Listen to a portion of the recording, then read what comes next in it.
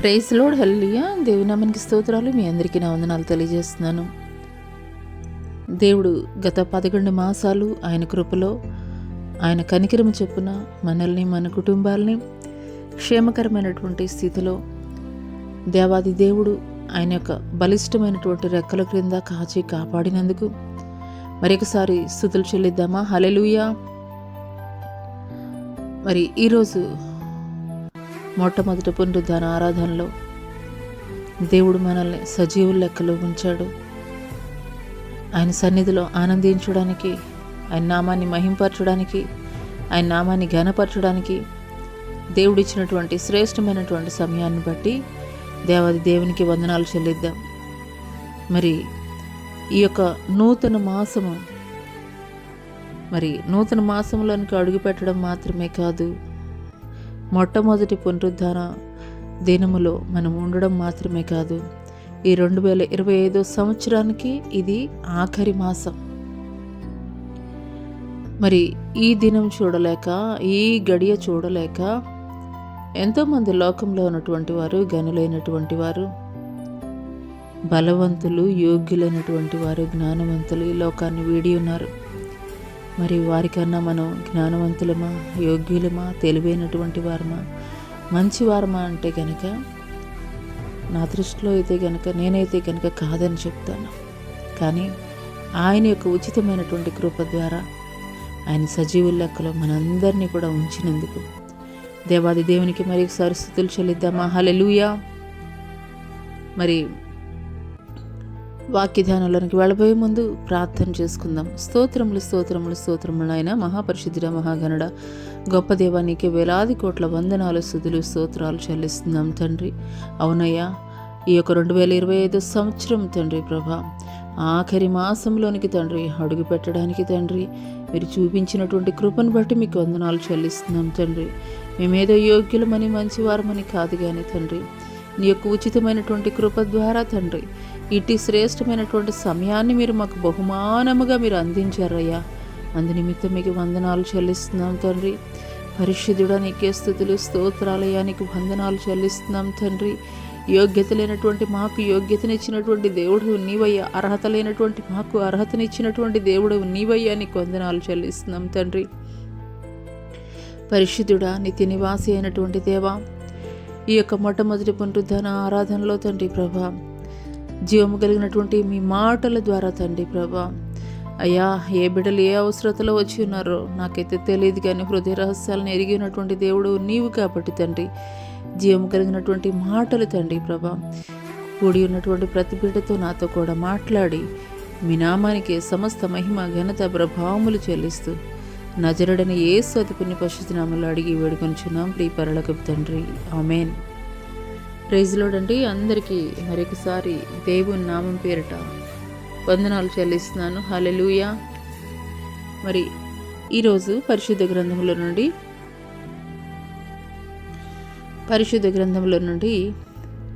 లూకా సువార్త 13వ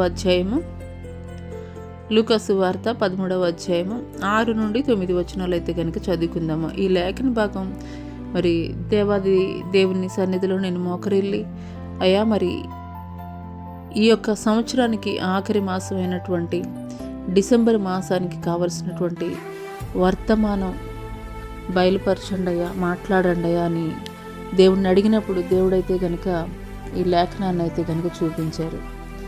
హల్లెలూయా. చదువుకుందామండి. లూకా సువార్త 13వ అధ్యాయం 6 నుండి 9 వచనాలు. మరియు ఆయన వారితో ఈ ఉపమానం చెప్పెను. ఒక మనుషుని ద్రాక్ష తోటలో అంజూరపు చెట్టు ఒకటి నాటబడి ఉండెను. అతడు దాని పండ్లు వెదక వచ్చినప్పుడు ఏమీ దొరకలేదు. కనుక అతడు, ఇదిగో, 3 ఏండ్ల నుండి నేను ఈ అంజూరపు చెట్టున పండ్లు వెదక వచ్చుచున్నాను, గాని ఏమీ దొరకలేదు. దీనిని నరికివేయము, దీనివలన ఈ భూమి ఏల వ్యర్థమైపోవాలని ద్రాక్ష తోటమాలితో చెప్పెను.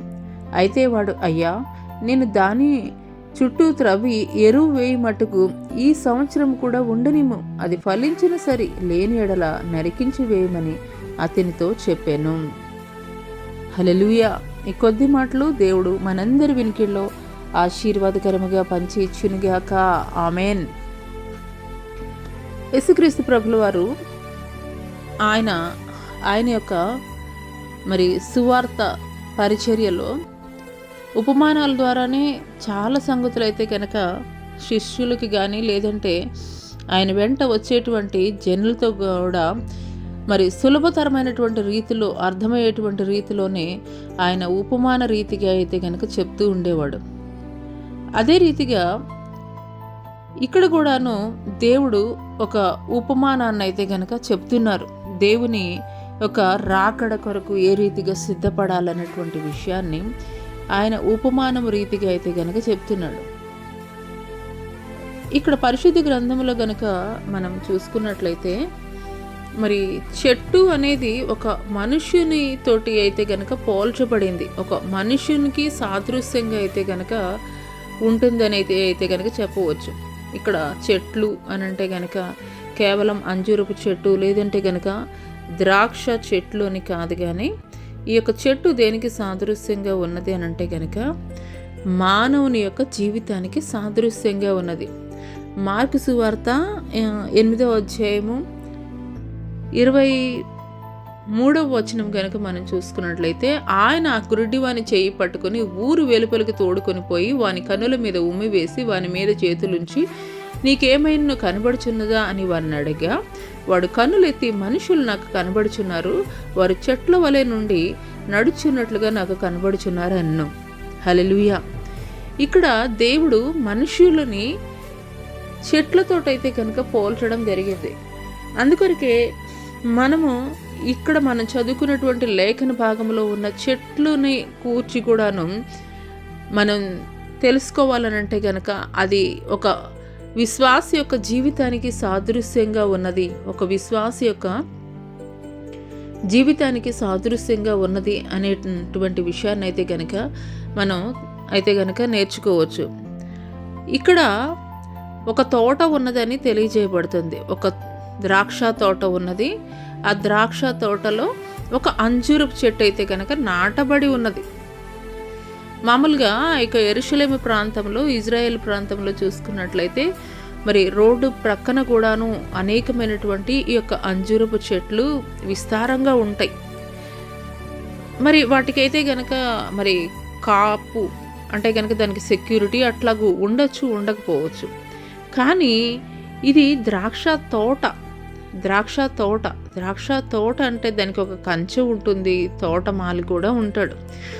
అటువంటి మరి సంరక్షణ ఉండేటువంటి ఒక స్థలములో ఈ యొక్క అంజూరపు చెట్టు ఒకటి నాటబడి ఉన్నది.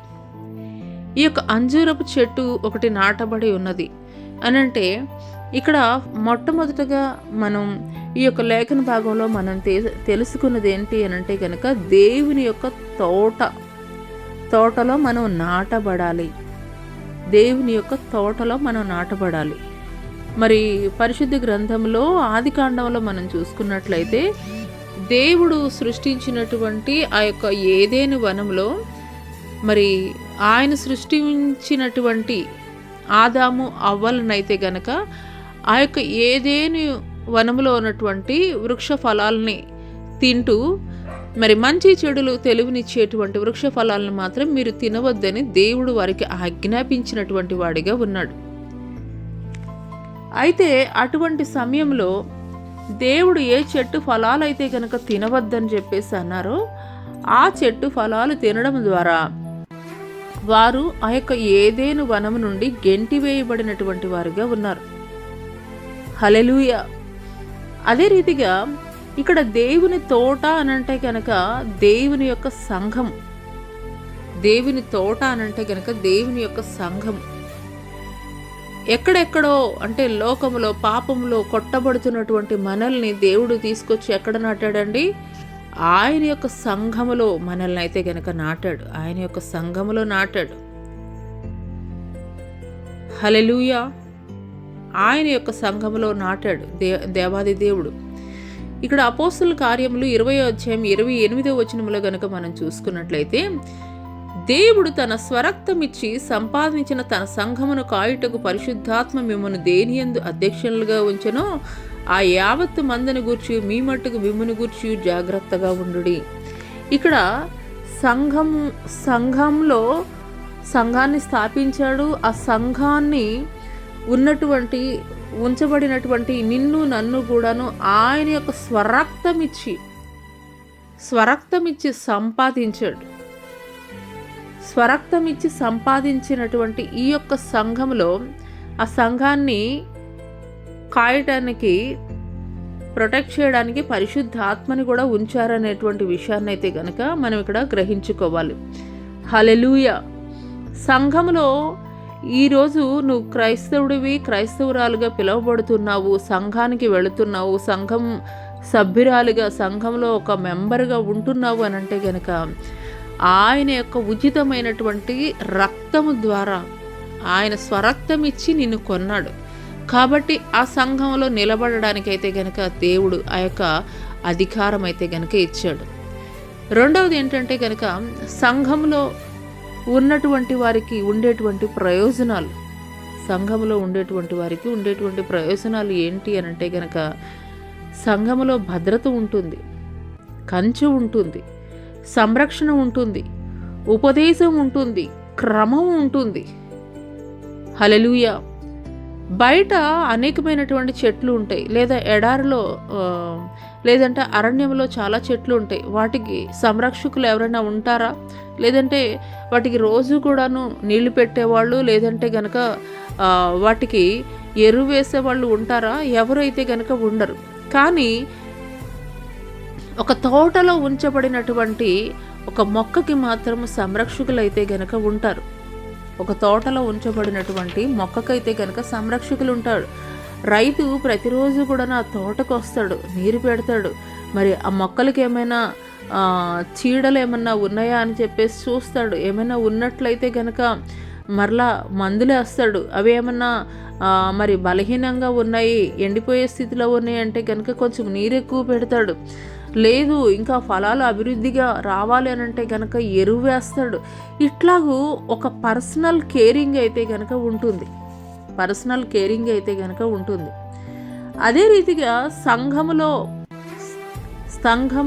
సంఘములో నాటబడినటువంటి నీ పట్ల కూడాను సంఘ కాపరి ఎంతో బాధ్యత కలిగి ఉంటాడు. నీకు ఏదైనా అనారోగ్యం వస్తే నీ కొరకు సంఘమంతా కూడాను ప్రార్థన చేస్తుంది. మరి సంఘ కాపరి వచ్చి నీకు ప్రార్థన చేస్తారు. లేదు ఏదైనా మరి అవసరతలో ఉన్నారు అని అంటే మరి కొన్ని సంఘాల్లో మనం చూస్తున్నాము. మరి సేవకులు సంఘము కూడాను ఎంతగానో సహాయకులుగా ఉండేటువంటి వారుగా ఉంటారు.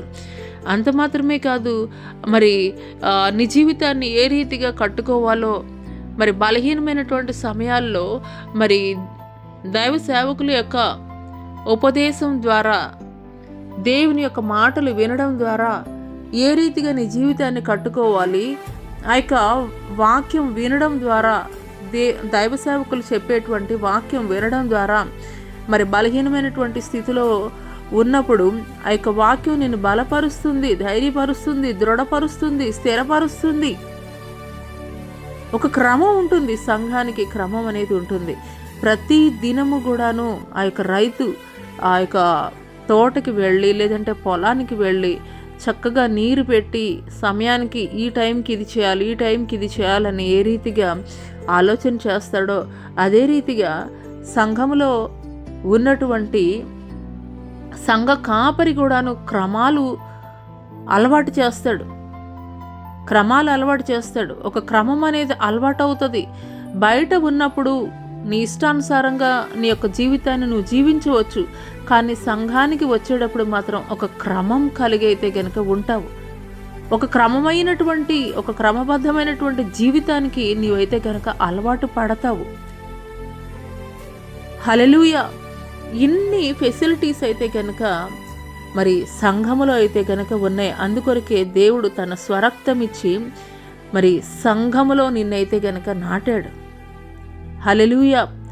ఫర్ ఎగ్జాంపుల్ చూసుకున్నట్లయితే గనక మరి సౌలుగా ఉన్నప్పుడు పౌలు ఎన్నో భయంకరమైనటువంటి కార్యాలు జరిగించాడు. దేవుని ప్రజలైనటి వారిని ఎంతగానో హింసించాడు, దూషించాడు, ద్వేషించాడు. కానీ ఎప్పుడైతే దమస్కు మార్గములో దేవుడు దర్శించాడో అప్పటి నుండి కూడాను దేవుని సంఘములో నాటబడినటువంటి వాడిగా దేవుని యొక్క ఘనమైనటువంటి సేవా పరిచర్య జరిగిస్తూ అనేకమైనటువంటి సంఘాలని ఆయన నిర్మించాడు. సంఘ కాపర్లని అక్కడ ఏర్పాటు చేశాడు. దేవుని కొరకు నిలబడినటువంటి వాడిగా ఉన్నాడు. అంతకు పూర్వము ఏ రీతిగా ఉన్నాడు? మరి తనపై ఉన్నటువంటి అధికారులు ఎక్కడికి వెళ్ళి మరి ఆ యొక్క దేవుని ప్రజల్ని హింసించమంటే ఆ ప్రాంతానికి వెళ్ళాడు. అంటే ఎటు పడితే అటు వెళుతూ ఒక క్రమము లేనటువంటి జీవితాన్ని అయితే కనుక కలిగి ఉన్నాడు. కానీ ఎప్పుడైతే దేవుడు దమస్కు మార్గంలో ఒక సౌలుని దర్శించాడో అతని పేరు మార్చబడింది, పౌలుగా మార్చబడింది. యేసుక్రీస్తు ప్రభుల వారి యొక్క శిష్యులందరికంటే కూడాను ఘనమైనటువంటి స్థితిలో, శ్రేష్టమైనటువంటి స్థితిలో పౌలు గారు ఎంచబడ్డారు. పౌలు గారు ఒకానొక సందర్భంలో మాట్లాడతారు, నేను క్రీస్తువును పోలి నడుచుకున్నటువంటి ప్రకారము మీరు నన్ను పోలి నడుచుకోండి. అంటే ఆ మాట మాట్లాడడానికి ఎంత సాహసం కలిగి ఉండాలి. అంటే ఒకప్పుడు హింసకుడు, దూషకుడు, భయంకరమైనటువంటి పరిస్థితి, భయంకరమైనటువంటి జీవితాన్ని కలిగి ఉన్నాడు. కానీ ఎప్పుడైతే దేవుడు దర్శించాడో, దేవుని సంఘములో నాటబడినటువంటి వాడిగా ఉన్నాడో, తన జీవితమే మార్చబడినటువంటిదిగా ఉన్నది. హల్లెలూయా. అదే రీతిగా సంఘములో నాటబడినటువంటి నీవు కూడాను ఒక క్రమాన్ని అయితే కనుక కలిగి ఉండాలి. సంఘములో ఉన్నప్పుడే నీకు ప్రయోజనం కలిగి ఉంటుంది. దేవుని మాటలు వినడం ద్వారానే నీకు ప్రయోజనం ఉంటుంది. దేవుని వాక్యానుసారం నీవు జీవించడం ద్వారానే నీకు ప్రయోజనం ఉంటుంది. హల్లెలూయా. అయితే ఇక్కడ మనం చూసుకున్నట్లయితే కనుక ఈ యొక్క లేఖన భాగంలో ఈ యొక్క తోట యజమాని ఎవరనంటే కనుక తండ్రి అయినటువంటి దేవుడైతే తోటమాలి ప్రభు అయినటువంటి యేసుక్రీస్తుల వారు. అయితే అంజూరపు చెట్టు ఒకటి నాటారు. ఆ తర్వాత 3 సంవత్సరాల తర్వాత ఆ యొక్క అంజూరపు చెట్టున పండ్లు ఏమైనా కనిపిస్తాయేమో అని చెప్పేసి వెదగడానికి వచ్చినటువంటి వారిగా ఉన్నారు. అసలు ఈ యొక్క అంజూరపు చెట్టు వల్ల కలిగేటువంటి ప్రయోజనాలు ఏంటి? ఆ యొక్క అంజూరపు చెట్టును ఎందుకు అక్కడ నాటారనంటే, ఫర్ ఎగ్జాంపుల్ చూసుకున్నట్లయితే హిజ్కియాకి మరణకరమైనటువంటి రోగం ఉన్నప్పుడు 2వ రాజుల గ్రంథం 27లో చూసుకున్నట్లయితే ఈ యొక్క అంజూరపు పండును ముద్దగా చేసి తనకు ఉన్నటువంటి మరి ఆ యొక్క గాయాల మీద పెట్టినప్పుడు అవి మానిపోయినట్లుగా అతను స్వస్థపరచబడినట్లుగా తెలియజేయబడుతుంది లేఖనంలో. అదే రీతిగా ఆదాము అవ్వలు కూడాను దేవుని నుండి దూరం అయిపోయినటువంటి స్థితిలో ఈ యొక్క అంజూరపు ఆకుల ద్వారానే వారిని వారు సంరక్షించుకున్నటువంటి వారుగా ఉన్నారు. అదే రీతిగా నూతన నిబంధనలో చూసుకున్నట్లయితే కనుక ఈ యొక్క అంజూరపు చెట్టు కింద ఉన్నప్పుడే నేను నిన్ను ఎరిగి ఉన్నాను అని నతనీయేలుతోటి దేవుడు మాట్లాడినటువంటి వాడిగా ఉన్నాడు. హల్లెలూయా, హల్లెలూయా. మరి తండ్రి అయినటువంటి దేవుడు మరి వచ్చాడు, 3 సంవత్సరాల తర్వాత వచ్చాడు. వచ్చి ఫలాలు ఏమన్నా దొరుకుతాయా అని చెప్పేసి వెతుకుతూ ఉన్నాడు. మరి తోట మరి ఎవరైతే ఆ యొక్క అధికారి ఉంటారో వారికి మరి అడగడానికి రైట్ ఉంటుంది కదండి. ఏమన్నా పళ్ళు మొక్క ఆ యొక్క తోట యజమానికి ఆ అధికారం ఉంటుంది. నేను ఈ చెట్టు నాటాను కదా, వీటి నుండి నేను ఫలాలు పొందుకుంటాను అని ఒక ఆశతోనే కదా ఏదైనా ఒక చెట్టు అనేది పెట్టేది. అలాగే ఆ యొక్క యజమానుడైనటువంటి దేవుడు కూడాను వచ్చాడు, పండ్ల కొరకు వెదకడానికి వచ్చాడు. వెదకడానికి వచ్చినప్పుడు అక్కడ ఒక్క ఫలము కూడాను కనిపించలేదు. అదే రీతిగా క్రీస్తు సంఘములో నాటబడినటువంటి నీవు కేవలం నాటబడినటువంటి స్థితిలోనే నీవు ఉండాలని దేవుడు కోరుకోవడం లేదు, కానీ మారు మనస్సుకు కలిగినటువంటి ఫలాల్ని అయితే కనుక కలిగి ఉండాలని దేవుడు కోరుకుంటున్నాడు నీ నుండి. హల్లెలూయా. మరి మత్తయి సువార్త 3వ అధ్యాయము మరి 1-2 వచనాలు కనుక మనం చూసుకున్నట్లయితే అక్కడ బాప్తిసమిచ్చు యోహాను కూడా మాట్లాడుతున్నారు. బాప్తీసమిచ్చు 3వ అధ్యాయం ఒకసారి చూద్దామండి. 3వ అధ్యాయము. ఆ దినముల యందు బాప్తీసమిచ్చు యోహాను వచ్చి పరలోక రాజ్యం సమీపించి ఉన్నది, మారు మనసు పొందుడని యూదయ అరణ్యములో ప్రకటించుచుండెను. హల్లెలూయా. అదే రీతిగా యేసుక్రీస్తు ప్రభుల వారు వచ్చిన తర్వాత కూడాను ఆయన కూడా ప్రకటిస్తున్నది ఏమిటి అని అంటే కనుక మారు మనసు పొందాలి అని చెప్పేసి ఆయన ప్రకటిస్తున్నాడు. అదే మత్తయి సువార్త 4వ అధ్యాయం 17వ వచనంలో చూసుకున్నట్లయితే, అప్పటి నుండి యేసు పరలోక రాజ్యం సమీపించి ఉన్నది కనుక మారు మనసు పొందుడని చెప్పుచూ ప్రకటింపు మొదలుపెట్టెను. దేవుని యొక్క ఉద్దేశము, ఆయన యొక్క ప్రవక్తల ద్వారా పంపించినటువంటి సందేశం కూడా ఏంటనంటే గనక మారు మనసు కలిగి ఉండాలి. యేసుక్రీస్తు ప్రభుల వారికి ముందుగా వచ్చినటువంటి బాప్తీసమిచ్చి యోహాను అదే ప్రకటించాడు. యేసుక్రీస్తు ప్రభుల వారు వచ్చిన తర్వాత యేసుక్రీస్తు ప్రభుల వారు కూడా ఏం ప్రకటిస్తున్నారు? మరి మారు మనసు కలిగి ఉండాలని చెప్పేసి ప్రకటిస్తున్నారు. హల్లెలూయా.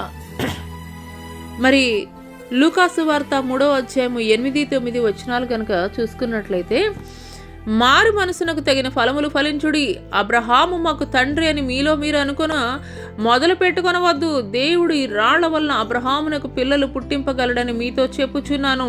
ఇప్పుడే గొడ్డలి చెట్ల వేరున ఉంచబడి ఉన్నది కనుక మంచి ఫలము ఫలించని ప్రతి చెట్టును నరకబడి అగ్నిలో వేయబడునని చెప్పాను. హల్లెలూయా, హల్లెలూయా. అక్కడ ఉన్నటువంటి యూదులతోటి మాట్లాడుతున్నటువంటి మాటలు, మేము అబ్రహాము యొక్క సంతానము, మేము గ్రేట్ పీపుల్ అని చెప్పేసి చెప్పుకోవద్దు. చెట్టుని బట్టి గ్రేట్నెస్ కాదు, కానీ వాటి యొక్క ఫలాల ద్వారా గ్రేట్నెస్ అన్న ఉద్దేశంతో దేవుడు ఏం మాట్లాడుతున్నారు? ఇప్పుడే గొడ్డలి చెట్టు వేరున ఉంచబడి ఉన్నది కనుక మంచి ఫలము ఫలించిన ప్రతి చెట్టును నరకబడి అగ్నిలో వేయబడినని చెప్పాను. హల్లెలూయా. మన పెరట్లోనే ఏదైనా ఒక మొక్క పెట్టుకుంటాం, మరి ఫ్రూట్స్కి సంబంధించింది అవనివ్వండి, లేదంటే కనుక మరి కూరగాయల మొక్కలు అవన్నీ ఏదైనా కానీ ఒక మొక్క పెట్టినప్పుడు దాని నుండి మనం ఆశిస్తాము. దాని నుండి మరి ఫలాలు రావాలనో, లేదంటే కూరగాయలు కాయాలనో, లేదంటే కనుక పూలు రావాలనో ఏదో ఒకటి ఆశిస్తాం. ఆశ లేకుండా అయితే కనుక మనం ఏది కూడాను చేయము. అదే రీతిగా దేవాది దేవుడు కూడాను నేను సంఘములో నాటాడు. సంఘంలో నీకు భద్రత, సంరక్షణ, కాపుదల అన్నీ కూడాను దేవుడు ఇస్తున్నాడు. అన్ని ఫెసిలిటీస్ పొందుకుంటూ కూడాను మరి నీలో ఫలాలు ఎక్కడున్నాయి? దేవుడు వచ్చినప్పుడు నువ్వు ఆ యొక్క ఫలాలు, అయ్యా ఇదిగో నా యొక్క ఫలం ఇది అని చెప్పేసి, నేను ఈ రీతిగా ఫలించానని చెప్పేసి నువ్వు చూడగలుగుతున్నావా? హల్లెలూయా.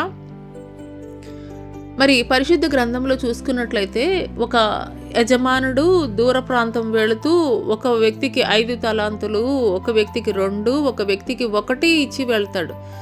మరి అతను తిరిగి వచ్చిన తర్వాత 5 ఇచ్చినటువంటి వాడు వాటిని వ్యాపారంలో పెట్టి డబల్ చేస్తాడు. 2 ఇచ్చినటువంటి వాడు అతను కూడా మరి డబల్ చేసిస్తాడు. 1 ఇచ్చినటువంటి వాడు మాత్రము మరి గొయ్యి తీసి అందులో ఉంచినటువంటి వాడిగా ఉంటాడు. అటువంటి సమయంలో ఆ యొక్క యజమానుడికి మరి కోపం కలిగి ఉన్న ఒక్క మరి తలాంతు కూడాను కలిగినటువంటి వాడికైతే కనుక ఇస్తారు. హల్లెలూయా. అదే రీతిగా క్రీస్తు సంఘములో నాటబడినటువంటి నీ నుండి కూడాను, నా నుండి కూడాను దేవుడు ఫలాలని ఆశించేటువంటి వాడిగా ఉన్నాడు. మరి ఆయన వెదకి వచ్చినప్పుడు అటువంటి ఫలాలని, ఇదిగోయ్యా నేను ఈ ఫలం ఫలించాను, ఇదిగోయ్యా నేను ఈ ఫలం ఫలించగలిగానని చెప్పేసి మనం చెప్పగలుగుతున్నామా? మరి ఆయన కోరుకునేటువంటి ఫలాలు ఏమిటనంటే, గలతీయులకు రాసినటువంటి పత్రిక 5వ అధ్యాయం 22వ వచనం కనుక మనం చూసుకున్నట్లయితే, ఆత్మఫలం ఏమనగా ప్రేమ, సంతోషము, సమాధానము, దీర్ఘశాంతము, దయాళుత్వము, మంచితనము, విశ్వాసము, సాత్వికము, ఆశానిగ్రహము. ఇటు వాటికి విరోధమైన నియమమేదీ లేదు. ఆత్మ సంబంధమైనటువంటి ఫలాలను మనం ఫలించేటువంటి వారంగా ఉండాలి. సంఘములో నాటబడి కూడాను ఎన్ని సంవత్సరాలైనప్పటికీ కూడాను నీలో ఈ యొక్క 9 ఫలాలు కూడా, కనీసం 9 ఫలాలు కాకపోయినా కానీ కనీసం 1, 2 సంవత్సరానికి ఒకటి చొప్పునైనా కానీ ఫలాలు ఫలించగలుగుతున్నావా? కనీసము మరి 1 సంవత్సరానికి 1 ఫలము, 2 సంవత్సరాలకి 2 అట్లున్నా కానీ ఆ యొక్క యజమానుడు పర్వాలేదులే, మరి సంవత్సరం కూడా గ్రోత్ అవుతూ ఉన్నది కాబట్టి పర్వాలేదు ఉంచుతామని చెప్పేసి అనుకుంటారు. కనీసం ఎన్ని సంవత్సరాలు అయినప్పటికీ కూడాను ఆ యొక్క ఫలాలు గనక ఆ చెట్టుకి లేకపోతే యజమానుడు ఏం చేస్తాడండి? ఈ చెట్టు ఎందుకు పనికిరాదు అని చెప్పేసి ఆ చెట్టును పీకేసి మరి ఆ యొక్క కుండీలో నుండి పక్కన పడేస్తారు.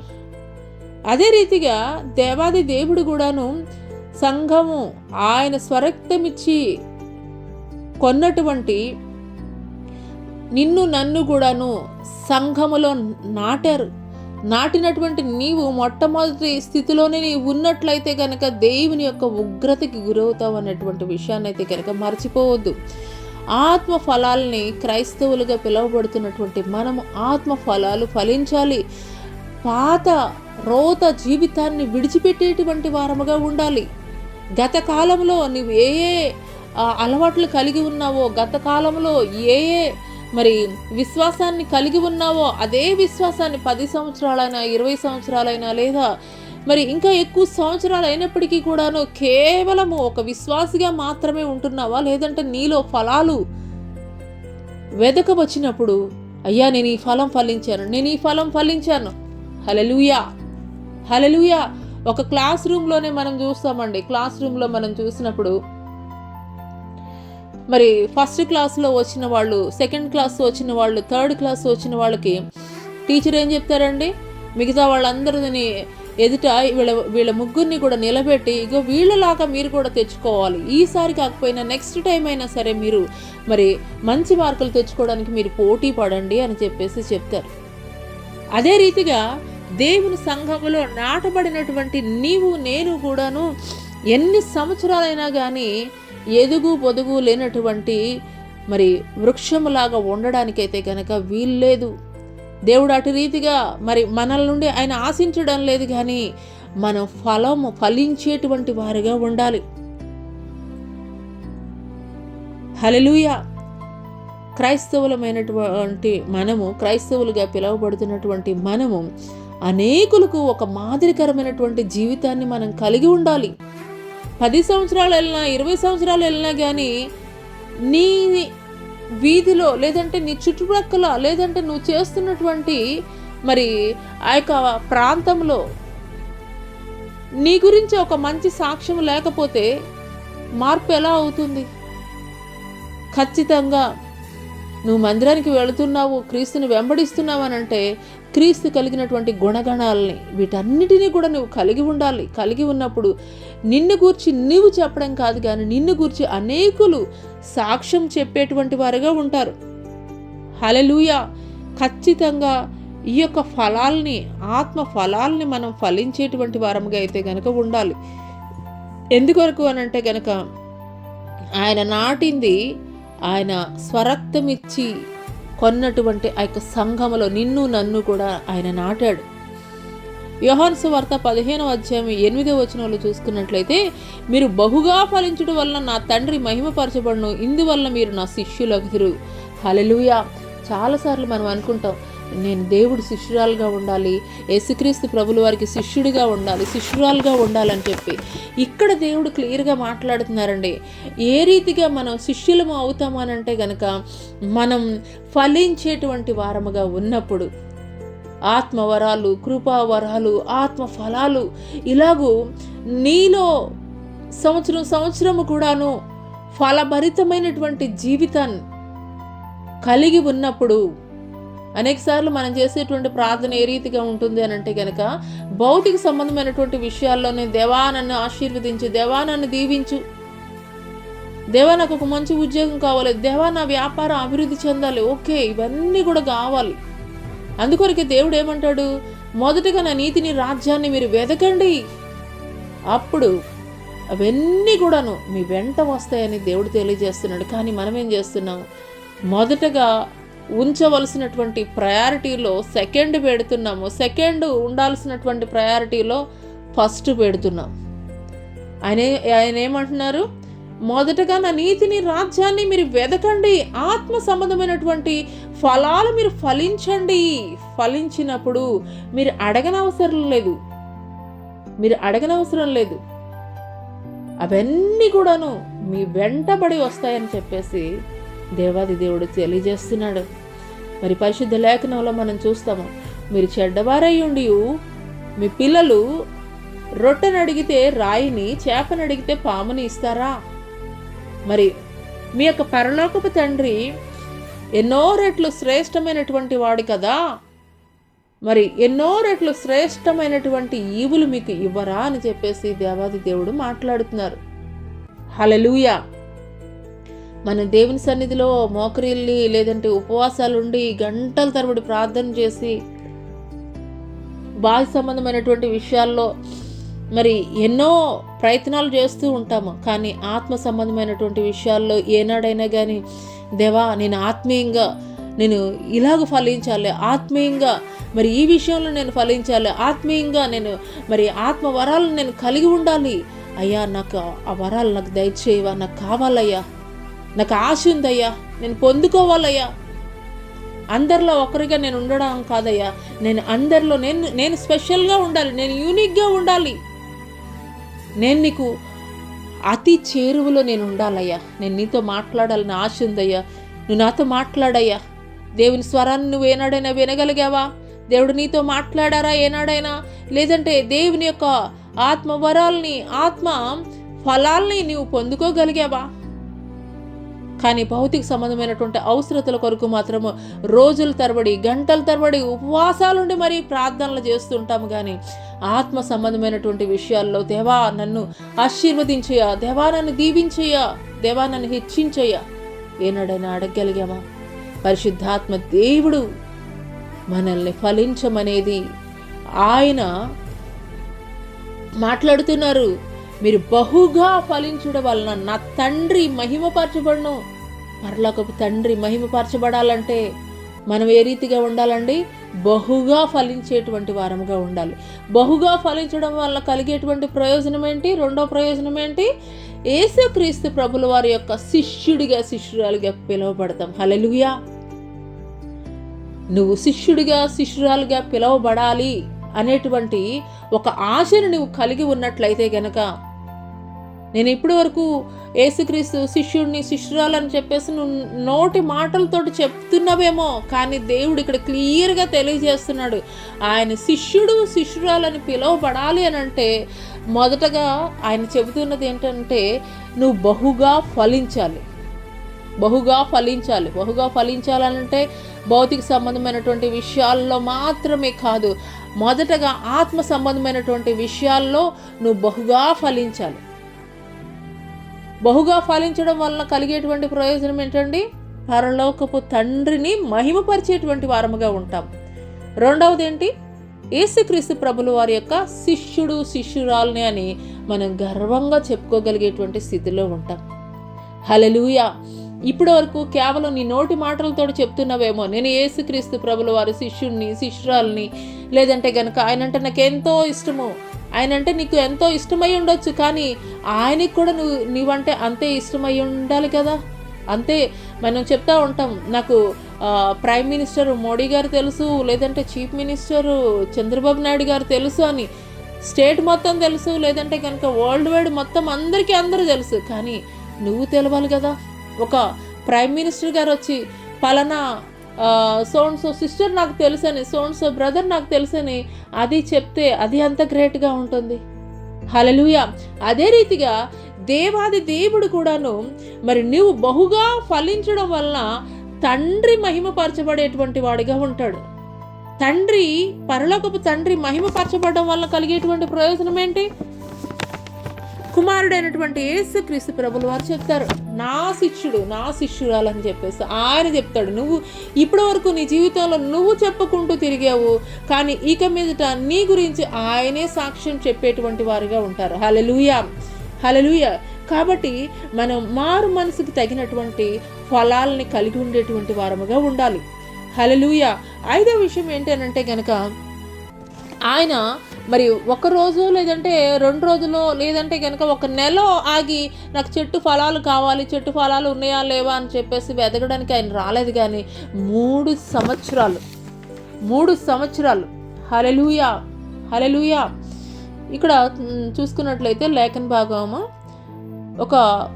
అతడు దాని పండ్లు వెతకి వచ్చినప్పుడు ఏమీ దొరకలేదు కనుక అతడు, ఇదిగో 3 ఏండ్ల నుండి నేను ఈ అంజూరపు చెట్టున పండ్లను వెతకవచ్చుచున్నాను కానీ ఏమీ దొరకలేదు. ఆయన ఎన్ని సంవత్సరాల నుండి వచ్చి చూస్తున్నాడండి? 3 సంవత్సరాల నుండి. అంటే ఫస్ట్ సంవత్సరం అనుకున్నాడు, పోన్లే పర్వాలేదులే నెక్స్ట్ ఇయర్ కాస్తుందని చెప్పేసి. సెకండ్ ఇయర్ కూడా అయిపోయింది, ఇప్పుడు థర్డ్ ఇయర్, 3వ సంవత్సరంలోకి వచ్చాడు. 3వ సంవత్సరంలోకి వచ్చి అప్పుడు తోట యజమానితోటి ఏమంటున్నాడండి, నేను 3 సంవత్సరాల నుండి కూడాను మరి వెతుకుతున్నాను, కానీ దీనికైతే కనుక చెట్టు ఫలాలు ఒక్కటి కూడా ఫలించడం లేదు. కాబట్టి ఈ యొక్క అంజూరపు చెట్టును నరికివేసే, దీనివల్ల ఈ భూమి ఏల వ్యర్థమైపోవాలని ద్రాక్ష తోటమాలతో చెప్పాను. హల్లెలూయా, హల్లెలూయా, హల్లెలూయా. దేవుని దృష్టిలో మరి ఒక దినం అంటే ఎన్ని రోజులండి? ఒక దినం అంటే ఎన్ని రోజులు? ఒకసారి చూద్దాము. 2వ పేతురు రాసినటువంటి 2వ పత్రిక 3వ అధ్యాయము 8-9 వచనాలు కనుక చూసుకున్నట్లయితే, ప్రియులారా, ఒక సంగతి మరచిపోకుడి, ఏమనగా ప్రభు దృష్టికి ఒక దినము 1000 సంవత్సరముల వలెను, 1000 సంవత్సరములు ఒక దినము వలె ఉన్నవి. కొందరు ఆలస్యమని ఎంచుకున్నట్లు ప్రభు తన వాగ్దానమును గురించి ఆలస్యం చేయువాడు కాడు గాని ఎవడను నశింపవల్లని ఇచ్చింపక అందరూ మారు మనసు పొందవల్లని కోరుచు మీ ఎడల దీర్ఘశాంతము గలవాడై ఉన్నాడు. హల్లెలూయా. ఈయన అప్పటికప్పుడు వచ్చేసి నాకు చెట్టు ఫలాలు లేవు కాబట్టి నరికేసేయండి అని చెప్పేసి చెప్పట్లేదు. 3 సంవత్సరాల నుండి కూడాను ఆయన వెతుకుతూనే ఉన్నాడు. 3 సంవత్సరాల నుండి కూడాను, హల్లెలూయా, 3 సంవత్సరాల నుండి కూడాను, అంటే కాపు కాసేటువంటి సమయం వచ్చిన దగ్గర నుండి కూడాను ఆయన 3 సంవత్సరాల నుండి కూడాను ఆయన వెతుకుతూనే ఉన్నాడు. ప్రభు దృష్టిలో 1000 దినములు ఒక దినముగాను, ఒక దినము 1000 దినములుగా ఉన్నాయి అని చెప్పేసి లేఖనం తెలియజేస్తుంది. కాబట్టి అంటే ఇప్పుడు 7 ఏలో ఉన్నామని చెప్పేసి మనకు అర్థమవుతుందండి. అంటే 2000 సంవత్సరాలు, క్రీస్తు ప్రభువు వచ్చి 2000 సంవత్సరాలు దాటిపోయింది. ఇప్పుడు 2025వ సంవత్సరంలో ఉన్నాము. అంటే మరి ఒక దినము 1000 దినములు అని అంటే కనుక 2 దినములు గడిచిపోయినాయి దేవుని దృష్టిలో. 3వ దినములో అయితే కనుక ఉన్నాము. 3వ దినం అంటే ఏంటండి? ఆయన యొక్క రాకడ యొక్క దినాల్లో ఉన్నాము. హల్లెలూయా. ఆయన రైట్ టైంలోనే వచ్చి అడుగుతున్నాడండి, చెట్టు ఫలాలు లేవా అని చెప్పేసి ఆయన రైట్ టైంలోనే వచ్చి అడుగుతున్నట్లుగా అయితే కనుక మనకి ఇక్కడ తెలియజేయబడుతుంది. మరి ముందుగా వచ్చి అయితే కనుక అడగట్లేదు. అక్కడ తోట యజమాని ముందుగా వచ్చి చెట్టు ఫలాలు లేవు అని చెప్పేసి అడగట్లేదు. ఆయన దీర్ఘశాంతం కలిగి ఉన్నాడు మన పట్ల. హల్లెలూయా. ఆయన దీర్ఘశాంతాన్ని నువ్వు నిర్లక్ష్యం చేస్తున్నావేమో. ఈ యొక్క 2025 సంవత్సరము ఇప్పటికీ 11 మాసాలు గడిచిపోయింది. ఈ యొక్క ఆఖరి మాసం మాత్రమే ఉన్నది. ఈ యొక్క ఆఖరి మాసంలో కూడాను 5 రోజులు గడిచిపోయినాయి. కేవలం ఇంకొక 26 రోజులు మాత్రమే ఉన్నది. దేవుని సంఘంలో నాటబడినటువంటి నీవు ఎన్ని సంవత్సరాలు ఫలాలు లేనటువంటి వృక్షముగా నీవు ఉంటున్నావో ఒకసారి జ్ఞాపకం చేసుకో. హల్లెలూయా, హల్లెలూయా. ఆయన రాకడ సమయంలోనే మనం ఉన్నామనేటువంటి విషయాన్ని అయితే కనుక మర్చిపోకూడదు. ఆయన ఒలీవల కొండ మీద ఏ సంగతులను అయితే కనుక ఆయన శిష్యులకు తెలియజేశాడో, నీ రాకడికి యుగ సమాప్తికి సూచనలు ఏమిటని అడిగినప్పుడు దేవుడు తెలియజేశాడో, రాజ్యం మీదకి రాజ్యము, జనం మీదకి జనము, యుద్ధాలు, కరువులు, భూకంపాలు, అబద్ధ బోధకులు, అబద్ధ ప్రవక్తలు, నేనే క్రీస్తుని చెప్పి వచ్చేటువంటి వారు, ఇలాగూ అనేకమైనటువంటి విషయాలు నేడు మనం చూడట్లేదా? ప్రపంచంలో ఏదో ఒక మూల మరి కంటిన్యూగా యుద్ధం జరుగుతూనే ఉన్నది. భయంకరమైనటువంటి పరిస్థితులు, వరదలు, భూకంపాలు, సునామీలు, ఎన్నో భయంకరమైనటువంటి ప్రకృతి విపత్తులు జరుగుతూనే ఉన్నాయి. ఇవన్నీ జరుగుతున్నాయనంటే యేసుక్రీస్తు ప్రభుల వారు 2000 సంవత్సరాల క్రితం ఏదైతే ఆయన శిష్యులకి ఆయన యొక్క రాకడికి, యుగ సమాప్తికి సూచనలు అని చెప్పారు, అవన్నీ కూడా జరుగుతున్నప్పుడు మనం తెలుసుకోవాల్సింది, ఆలోచన చేయాల్సింది ఏంటి అని అంటే కనుక ఆయన గుమ్మంలోనే వేచి ఉన్నాడు అన్నటువంటి విషయాన్ని అయితే గ్రహించుకోవాలి. హల్లెలూయా, హల్లెలూయా. ఎన్ని సంవత్సరాల నుండి దేవుని మందిరానికి వెళుతున్నావో, ఎన్ని సంవత్సరాలు అయిందో నువ్వు దేవుణ్ణి ఎరిగి, ఎన్ని సంవత్సరాలు అయిందో దేవుణ్ణి స్వంత రక్షకునిగా అంగీకరించి, కానీ ఫలాలు లేనటువంటి వృక్షముగా ఉన్నట్లయితే గనక నరకబడేటువంటి స్థితిలోనికి వెళతావు అని దేవుని హెచ్చరిక, దేవుని హెచ్చరిక. హల్లెలూయా, హల్లెలూయా. ఆయన ఇంకనూ కూడా దీర్ఘశాంతం కలిగి ఉన్నాడు. ఆయన ఇంకనూ కూడా దీర్ఘశాంతం కలిగి ఉన్నాడు. ఎందుకొరకు అని అంటే కనుక ఇంకనూ కూడాను నువ్వు మారుతావు, ఇంకనూ కూడాను నువ్వు తెలుసుకుంటావు, ఇంకనూ కూడాను ఆయన తట్టు తిరుగుతావు అని చెప్పేసి దేవుడు ఎదురు చూస్తూ ఉన్నాడు. హల్లెలూయా, హల్లెలూయా. ఆయన దీర్ఘశాంతాన్ని నువ్వు అలక్ష్యం చేసేటువంటి స్థితిలో ఉంటున్నావా? ఆయన దీర్ఘశాంతాన్ని నువ్వు అలక్ష్యం చేసేటువంటి స్థితిలో ఉంటున్నావా? యెషయా గ్రంథం 55:6-7 చూసుకున్నట్లయితే, యెహోవా మీకు దొరకు కాలమునందు ఆయన వెదకుడి, ఆయన సమీపంలో ఉండగా ఆయన్ని వేడుకొనుడి.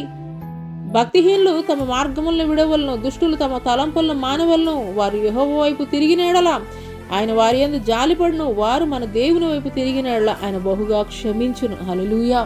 ఆయన దీర్ఘశాంతం చూపిస్తున్నాడండి. దినమెల్లా కూడాను ఆయన చేతులు చాచి, నా బిడ్డ మరలా ఎప్పుడు నా ఎద్దుకు వస్తుంది, మరలా ఎప్పుడు నా సన్నిధిలో ప్రార్థన చేస్తుంది.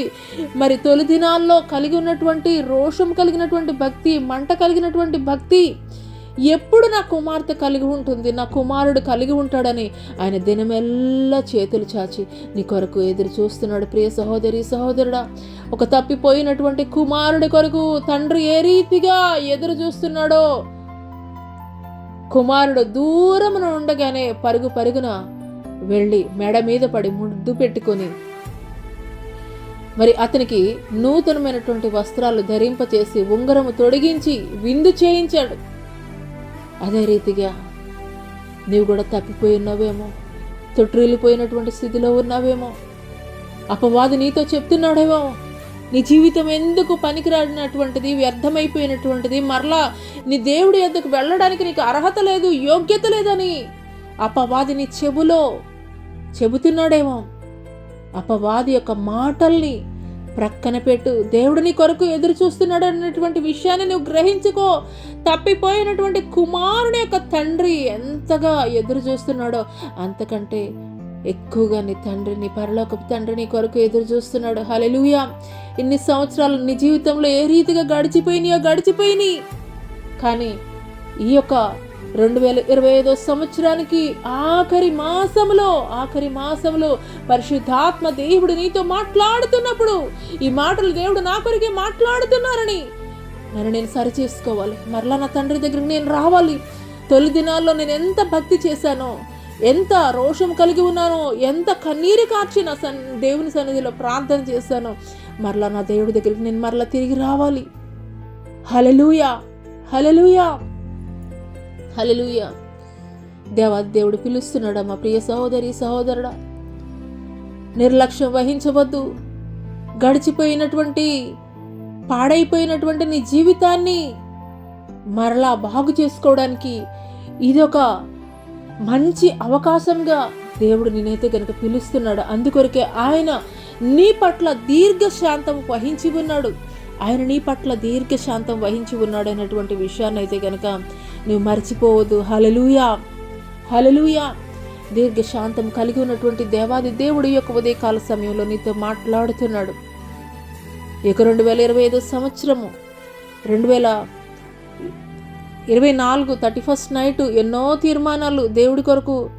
నేను ప్రతిరోజు బైబిల్ చదవాలి, ప్రతిరోజు దేవుని కొరకు కొంత సమయం కేటాయించాలి, ప్రతిరోజు మానక ప్రార్థన చేయాలి, ప్రతిరోజు క్రమం తప్పకుండా దేవునితోటి నేను గడపాలి, ప్రతి ఆదివారం దేవుని మందిరానికి వెళ్ళాలి. ఇట్లా ఎన్నెన్నో తీర్మానాలు నువ్వు తీసుకుని ఉన్నావు ప్రియ సహోదరి, సహోదరుడా. కానీ అది కొన్ని నాళ్ళు నువ్వు జరిగించి ఆ తర్వాత తొట్టిల్లిపోయినటువంటి స్థితిలోనికి వెళ్ళిపోయేవేమో, లోకంలో లోకానుసారంగా కలిసిపోయి ఉన్నవేమో. కానీ దేవుడు ఈ యొక్క ఉదయకాల సమయంలో నీతోనే సూటిగా స్పష్టంగా మాట్లాడుతున్నారు. ఆయన నీ పట్ల ఇంకనూ కూడా దీర్ఘశాంతం వహించినటువంటి వాడిగా ఉన్నాడు. ఎందుకొరకనంటే మరలా ఆయన వైపు నువ్వు తిరగాలని, ఆయన తట్టు నువ్వు తిరగాలని, మరలా తొలి దినాల్లో నువ్వు కలిగి ఉన్నటువంటి భక్తి నువ్వు చేయాలని, రోషము కలిగినటువంటి భక్తి నువ్వు కలిగి ఉండాలని, మంట కలిగినటువంటి భక్తి నువ్వు చేయాలని, ఆయన కొరకు నేను ఏదైనా కానీ చేయాలన్నటువంటి ఒక ధైర్యం కలిగినటువంటి ఆత్మను నువ్వు ఏ రీతిగా కలిగి ఉన్నావో మరలా దేవుని తట్టు తిరుగు. ప్రియ సహోదరి సహోదరుడా, పరిశుద్ధాత్మ దేవుడు నీ కొరకే ఆయన దీర్ఘ శాంతముతోటి నా కుమార్తె, నా కుమారుడా మరలా ఎప్పుడు నా యొద్దకు తిరిగి వస్తారని ఆయన ఎదురు చూస్తూ ఉన్నాడు. హల్లెలూయా, హల్లెలూయా. అదే రీతిగా ఇక్కడ తోట యజమాని కూడాను 3 సంవత్సరాలు ఎదురు చూశాడు. 3 సంవత్సరాలు ఎదురు చూశాడు. అయినప్పటికీ కూడాను ఫలాలు ఫలించినటువంటి స్థితిలో దేవుడు మరి ఏమంటున్నాడు అని అంటే కనుక ఆ యొక్క తోట యజమాని, ఇదిగో 3 ఏండ్ల నుండి నేను ఈ అంజూరపు చెట్టును పండ్లు వెతకవచ్చుచున్నాను కానీ ఏమీ దొరకలేదు, దీన్ని నరికివేయము, దీని వలన భూమి ఏల వ్యర్థమైపోవాలని ద్రాక్ష తోటమాలితో చెప్పాను. హల్లెలూయా, హల్లెలూయా, హల్లెలూయా. పరిశుద్ధాత్మ దేవుడు ఈ మాటలు నీతోనే మాట్లాడుతున్నారు. ప్రియ సహోదరి సహోదరుడా, దేవుని మాటలను నిర్లక్ష్యపరచవద్దు. దేవుని మాటల్ని నీవు నిర్లక్ష్యపరచవద్దు. యోహాను సువార్తలో వ్రాయబడి ఉంటుంది, నేను నిజమైనటువంటి ద్రాక్షావల్లిని, నా తండ్రి వ్యవసాయకుడు, నాలో ఫలింపని ప్రతి తీగను ఆయన తీసి పారవేయను, ఫలించు ప్రతి తీగ మరి ఎక్కువగా ఫలింపవాలని దానిలోని పనికిరాని తీగలను తీసివేయను. నేను మీతో చెప్పిన మాటను బట్టి మీరు ఇప్పుడు పవిత్రులై ఉన్నారు. నా యందు నిలిచి ఉండుడి, మీ యందు నేను నిలిచి ఉందును. తీగ ద్రాక్షవల్లిలో నిలిచి ఉంటేనే కానీ తనంతట తానే ఎలాగూ ఫలింపదో, అలాగే నా యందు నిలిచి ఉంటేనే కానీ మీరును ఫలింపరు. ద్రాక్షవల్లిని నేను, తీగలు మీరు. ఎవడు నా యందు నిలిచి ఉండునో, నేను ఎవని యందు నిలిచి ఉందునో వాడు బహుగా ఫలించును. నాకు వేరుగా ఉండి మీరేమీ చేయలేరు. ఎవడైనా నా యందు నిలిచి ఉండని ఎడల వాడు తీగ వలె బయట పారవేయబడి ఎండిపోను. మనుషులు అట్టి వాటిని పోగు చేసి అగ్నిలో పారవేతురు, అవి కాలిపోవును. నా యందు మీరును, మీ యందు నా మాటలను నిలిచి ఉండిన ఎడల మీకేది ఇష్టమో అది అడుగుడి, అది మీకు అనుగ్రహింపబడును. హల్లెలూయా, హల్లెలూయా, హల్లెలూయా. ఇక్కడ చూసుకున్నట్లయితే దేవాది దేవుడు మాట్లాడుతున్నారు, నేను నిజమైనటువంటి ద్రాక్షావల్లిని, నా తండ్రి వ్యవసాయకుడు, నాలో ఫలింపని ప్రతి తీగను నేను తీసి పారవేతును. ఫలింపని ప్రతి తీగను మరి ఎక్కువగా ఫలించవల్లని దానిలోని పనికిరాని తీగలను తీసివేస్తానని దేవుడు మాట్లాడుతున్నారు. హల్లెలూయా, హల్లెలూయా. తీగలు మనము ఆయన నిజమైనటువంటి ద్రాక్షావల్లి. ఆయనకి వేరుగా ఉండి మనం ఏమి చేయలేము. అనేక సార్లు మన జ్ఞానంతో, మన తెలివితోటి, మన ఆలోచనతోటి, మన వివేచనతోటి, లేదంటే లోకంలో మనకున్నటువంటి ధనముతోటి, లేదంటే ఆస్తులతోటి, లేదంటే కనుక మనం కలిగి ఉన్నటువంటి ఉద్యోగంతో, వ్యాపారంతో నేను ఏదైనా చేయగలను, నాకు దేవుడు అవసరం లేదు. చాలామంది మాట్లాడేటువంటి మాటలు ఏంటంటే, మరి వారి యొక్క జీవితం కట్టబడక పూర్వము దేవుడు నన్ను ఆశీర్వదించాలని దేవుని మందిరానికి పరుగులు పెట్టి వచ్చేటువంటి వారుగా ఉంటారు. కానీ దేవుడు ఎప్పుడైతే ఆశీర్వదిస్తాడో అప్పుడు ఏమని చెప్తారండి, ఆదివారం అదే రోజు మంచి బిజినెస్ అవుతుందండి, ఆదివారం మందిరానికి రావడానికి అవ్వడం లేదని చెప్పేసి చెప్తారు. హల్లెలూయా. ఒక విషయాన్ని మనం గ్రహించుకోవాలి. ఈరోజు దేవాది దేవుడు మాట్లాడుతున్నారు, ద్రాక్షావల్లిని నేను, తీగలు మీరు నాలో నిలిచి ఉంటేనే మీరు ఫలించేటువంటి వారుగా ఉంటారు అని చెప్పేసి దేవాది దేవుడు తెలియజేస్తున్నాడు. హల్లెలూయా. దేవుడు ఆశీర్వదించిన తర్వాత ఆశీర్వదించినటువంటి వాటిని చూసుకుని నీవు అతిశయిస్తూ దేవునికి దూరం అయిపోతున్నావేమో, జాగ్రత్త. ఆయనలో నిలిచి ఉంటేనే నీవు ఆశీర్వదింపబడతావని దేవాది దేవుడు తెలియజేస్తున్నాడు. లేదంటే చిల్లు సంచిలో వేసినట్లుగానే ఉంటుంది. హల్లెలూయా. కొంతమంది యొక్క సాక్ష్యాలు మనం వింటూ ఉంటాము. ఎంతో లక్షల బిజినెస్ జరుగుతుంది, లేదంటే కోట్ల బిజినెస్ జరుగుతుంది, అయినప్పటికీ కూడా మా పరిస్థితులు ఏమీ బాగోలేదు, మరి కంటి నిండా నిద్ర లేదు, మరి కడుపు నిండా భోజనం చేయడానికి కూడా లేదని చెప్పేసి. కానీ దేవుడు ఆ రీతిగా నేను ఉంచలేదే. ఉన్న దాంతో దేవుడు నీకు చక్కగా ఆయనలో ఆనందించేటువంటి అదృష్టాన్ని, భాగ్యాన్ని దేవుడు నీకు ఇచ్చాడు. కానీ నీవేం చేస్తున్నావు? ఆశీర్వదించిన దాన్ని ఇంకనూ కూడాను అత్యాశతోటి దేవుని మందిరాన్నే విడిచిపెట్టేసి వాటి వెంట పరిగెడుతున్నావు. ఆశీర్వదించినటువంటి దేవుని వైపు పరుగులు పెట్టకుండాను ఆశీర్వదించి ఇచ్చిన వాటి వైపు నీ యొక్క పరుగులు ఉంటున్నాయనేటువంటి విషయాన్ని నువ్వు గ్రహించగలుగుతున్నావా? హల్లెలూయా, హల్లెలూయా. ఆయన నిజమైనటువంటి ద్రాక్షావల్లి, మనము తీగలము. ఆయనలో నిలిచి ఉంటేనే మన జీవితంలో ఏదైనా ఫలభరితంగా ఉండాలి అనంటే కనుక ఆయనలో మనం అంటు కట్టబడినటువంటి వారముగా ఉండాలి. హల్లెలూయా. మనము అతిశయించేటువంటి వారముగా ఉన్నప్పుడు అది తీగ ఏ రీతిగా నా యొక్క తీగకే మరి అధికమైనటువంటి ద్రాక్ష ఫలాలు ఉన్నాయని అతిశయించి మరి మెయిన్ బ్రాంచ్ నుండి అది సెపరేట్ అయిపోయింది అనుకోండి, ఏమైపోతుంది? అది ఎండిపోతుంది.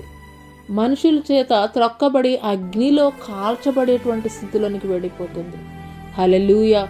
దేవుని యొక్క ఉగ్రతని గూర్చి దేవుడు తెలియజేస్తున్నాడు. హల్లెలూయా, హల్లెలూయా.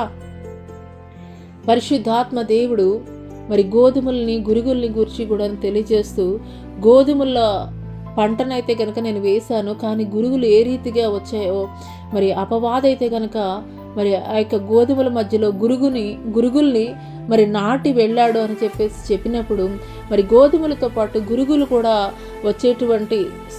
గురుగులతో పాటు మరి గోధుమలు కూడాను, గురుగులు తీసేటప్పుడు గోధుమలు కూడా వచ్చేటువంటి అవకాశం ఉంటుంది. మరి కోతకాలం వరకు కూడా వేచి ఉండు అని చెప్తాడు. అప్పుడు కోతకాలం వచ్చినప్పుడు ఏం చేస్తారండి? గోధుమల్ని చక్కగా పనలు కట్టి ప్రత్యేకపరుస్తారు. మరి కొట్లలో వాటిని చక్కగాను వాటినైతే భద్రపరుస్తారు. కానీ ఈ యొక్క గురుగులను ఏం చేస్తారు? అగ్నిలో కాల్చివేయబడడానికి సిద్ధపరుస్తారు. హల్లెలూయా. చాలామంది అనుకునేది ఏంటంటే వేషధారణ భక్తి చేసేటువంటి వారిగా ఉన్నారు. పైకి భక్తి పరుల వలె కనిపిస్తున్నారు, సంఘాల్లోనూ లేదంటే గనక మరి సహవాసంలోనూ భక్తి పరుల్లా కనిపిస్తున్నారు. కానీ వ్యక్తిగత జీవితాల్లో చూస్తున్నట్లయితే గనక ఆ విధమైనటువంటి భక్తి లేదంటే కనుక విశ్వాసము లేదంటే కనుక క్రీస్తును పోలినటువంటి జీవితాన్ని అయితే కనుక కలిగి ఉండడం లేదు. నీవు ఎవరిని మోసం చేస్తున్నావని అనుకుంటున్నావు? సంఘ కాపరిని మోసం చేస్తున్నావని అనుకుంటున్నావా? లేదంటే నీతోటి సహవాసం చేసేటువంటి వారిని మోసం చేస్తున్నా అనుకుంటున్నావా? ఎవరిని మోసం చేస్తున్నావు అనుకుంటున్నావు? నిన్ను నీవే. దేవుడు సమస్తాన్ని కూడా ఎరిగి ఉన్నటువంటి వాడిగా ఉన్నాడు. ఆయన హృదయ లోతుల్ని, హృదయ రహస్యాల్ని ఎరిగి ఉన్నటువంటి దేవుడు. హల్లెలూయా. ఒకనొక దినము రాబోతుంది, కోత కాలము రాబోతుంది. నిశ్చయముగా ఆ రోజున గోధుమలను, గురుగులను వేరు చేసేటువంటి దినము రాబోతుంది. హల్లెలూయా. గోధుమల్ని ప్రత్యేకపరిచి వాటిని కొట్లలో భద్రపరుస్తారు. గురుగుల్ని అగ్నిలో కాల్చి వేయబడ్డానికి వాటిని సిద్ధపరుస్తున్నారు. హల్లెలూయా. పర్వాలేదులే, గుంపులో మనం ఉన్నాము అని చెప్పేసి అనుకుంటే కాదు. సమాజంలో మనం ఉన్నాము, సమూహంలో మనం ఉన్నాము, పర్వాలేదు. క్రైస్తవులుగా ఒక బ్రాండ్, ఒక స్టాంపు పడిపోయింది అనుకుంటే సరిపోదు. నీ వ్యక్తిగత జీవితం ఏ రీతిగా ఉన్నది? నీ భక్తి జీవితం ఏ రీతిగా ఉంది? దేవుని దృష్టిలో, దేవుని ఎదుట ఏ రీతిగా ఉన్నది? పరిశుద్ధాత్మ దేవుడు నేను హెచ్చరిక చేస్తున్నాడు. పరిశుద్ధాత్మ దేవుడు నేను ప్రశ్నిస్తున్నాడు.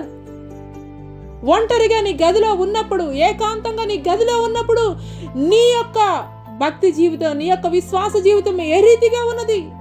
నీ యొక్క ప్రవర్తన ఏ రీతిగా ఉన్నది? అది చూస్తున్నాడు, అది గమనిస్తున్నాడు. సంఘములో ఉన్నప్పుడు, సహవాసంలో ఉన్నప్పుడు, లేదంటే నీ యొక్క సహవాసంలో ఉన్నటువంటి వారితోటి ఉన్నప్పుడు భక్తిపరులుగా కనిపించడం కాదు, వ్యక్తిగతంగా ఉన్నప్పుడు వ్యక్తిగతమైనటువంటి భక్తి ఏ రీతిగా ఉన్నది? ఏకాంతముగా ఉన్నప్పుడు నీ భక్తి ఏ రీతిగా ఉన్నది? ఏకాంతముగా ఉన్నప్పుడు నీ యొక్క ప్రవర్తన ఏ రీతిగా ఉన్నది? హల్లెలూయా, హల్లెలూయా. హృదయ రహస్యాలను శోధించి పరిశోధించేటువంటి వాడు నీ దేవుడైనటువంటి విషయాన్ని నువ్వు మర్చిపోతున్నావా? ఏకాంతముగా ఉన్నప్పుడు నువ్వు ఏమేమి చేస్తున్నావు అనేటువంటి విషయము దేవుడు గ్రహించటం లేదని అనుకుంటున్నావా? హల్లెలూయా. సంఘములో ఉన్నప్పుడు నీవు నీ యొక్క భక్తిని మాత్రమే కాదు, ఏకాంతముగా ఉన్నప్పుడు నీ యొక్క వ్యక్తిగత జీవితం ఏ రీతిగా ఉన్నదనేది కూడా దేవుడు ఎరిగేటువంటి వాడిగా ఉన్నాడు. హల్లెలూయా. మనుషులు చూస్తున్నారని మరి మనుషులకి మెప్పు పొందుకోవాలని భక్తి చేయవద్దు. కానీ ఎక్కడ ఉన్నా, ఏ స్థలంలో ఉన్నా, నువ్వెట్లా ఉన్నా కానీ ఒక కంట దేవుడు నన్ను కనిపెడుతున్నాడు. దేవుడి యొక్క కన్ను దృష్టి నన్ను వెంబడిస్తుంది. భయముతో గజగజ వణుకుతూ భక్తి చేయాలని కీర్తనకారుడు తెలియజేస్తున్నాడు. చాలా మంది ఈ రోజుల్లో భక్తి అంటే ఒక ప్యాషన్ అయిపోయింది. ఆదివారం అంటే మందిరానికి మాత్రమే, ఆదివారానికి మాత్రమే దేవుడిగా పరిమితం అయిపోయాడు. మిగతా రోజుల్లో, మిగతా డేస్లో అవసరం లేదా? ఒక ఆదివారం దేవుడి సన్నిధిలో 1 గంట లేదంటే ఒక 2 గంటలు గడిపితే సరిపోతుందా? పర్సనల్ రిలేషన్షిప్ దేవుడితోటి నీకు అవసరం లేదా?